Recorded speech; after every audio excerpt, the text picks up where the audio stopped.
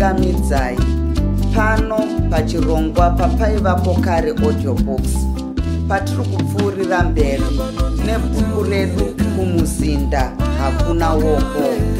Chitsauko chapfuura takawana Gura apedza kushamba maoko kuti achigadzirira kudya sadza nenyama zvangagadzirirwa namunondidii.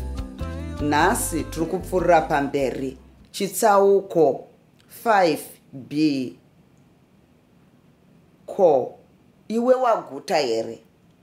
Gura akabvunza. Aiwa, ndichadya zvangu. Ndikadya zvino izvi manheru ese ndinonga ndichiiteiko? Asi dai wanga uchadzoka, ndaiti pamwe. Nhasi handifungi kuti zvinoita wena. Asi dai ndainge ndaswera pamba. Ipapa Gura ainge ari kushura marere pasadza nenyama. Nyama iyi yainge yabikwa noumwe muto wakatapirira Gura zvisina akamboona. Akati achiti sadza nangu kupedza, Gomana ndokusimudza ndiro yenyama, ndokuti nechisipi muto wese uwu mukanwa. Munondidii akabva pururudza nochomumoyo akati, nhasi Mwari andiona. Apedza izvi Gura akabva aombera achienda. Asi dai ndawana madomasi waiona hako, ingadai ndabika sipeshuru huku chaiyo. Iyoyo uri kuti watadza here? Hamenoka ndiwe wadya, ini handisati ini. Unoda kuti nditi mudiwa? Huku wange wakanga paidi. Unoziva, ndasangana narodza pasuo guru rangu kumba uku. Asi iwe ini ndava kusandiudzawo kuti vanhu vava kuda mari yavo kusvondo. Ini ndafunga kuti maisekai vachataura izvo ini ndiri webarika zvangu. Haikona mani, ungadai wandiudza. Unoti dai ndisingakudi ndichiuya kuno here? Chinoziva mwana wembeva, chiona munondidii. Svondo rinouya hatiende kusvondo, toenda tose kwachidhakwa. Tinobva kuno takati uyu ega, uyu ega.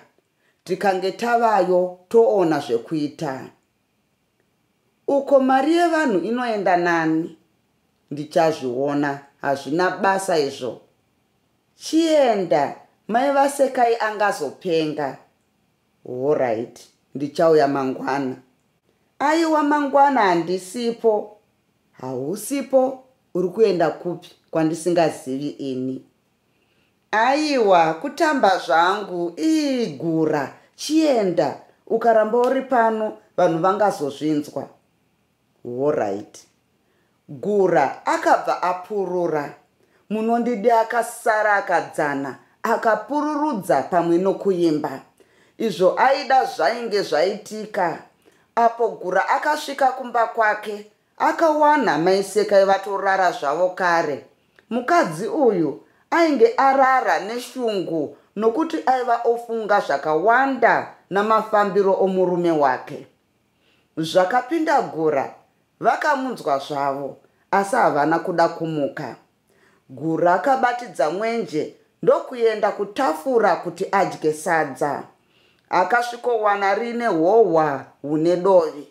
Gomana ndokuti tobvo tobvo ndokurega. Ndombotura mafemo ndichitenda rutsigiro rwenyu. Ndini wenyu muverengi Tete Chichi. Ngatipfuurire zvedu pamberi. Amai Sekai, ndiani abika sadza here?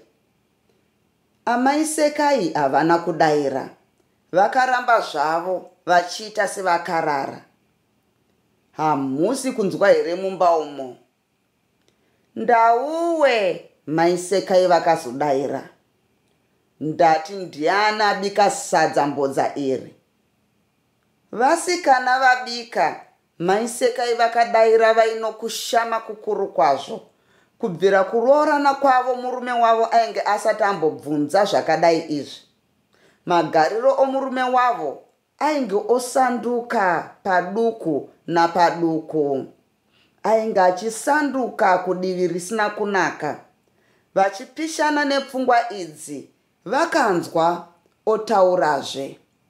Hakusi kuita uku, kubva ndotorara zvangu nenzara. Mai Sekai havana kudayira.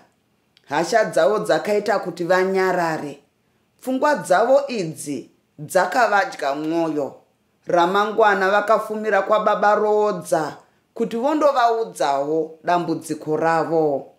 Baba Rodza vakazosara voenda kuna minisita kuti vaongorore dambudziko ramai Gura Matunhu. Uyu wogura ainge ari mushishi yokuti dai svondo rangosvika chete aone zvekuita. Upenyu hwange horeva manenji muGura. Ndatenda nekuteerera kwenyu.